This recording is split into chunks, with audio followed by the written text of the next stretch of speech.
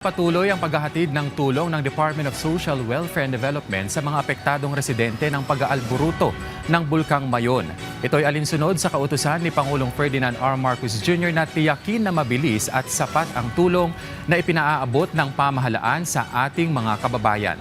Ayon kay DSWD spokesperson Assistant Secretary Irene Dumlao, mahigit 100,000 family food packs ang naipamahagi ng kagawaran.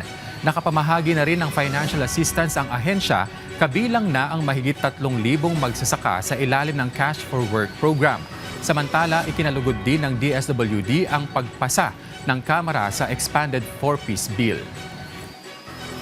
Napakahalaga na magkaroon ng sustainable source of income yung ating pong mga mahihirap nating mga kababayan, lalo na kapag sila ay nag-improve na yung kanilang level of well-being.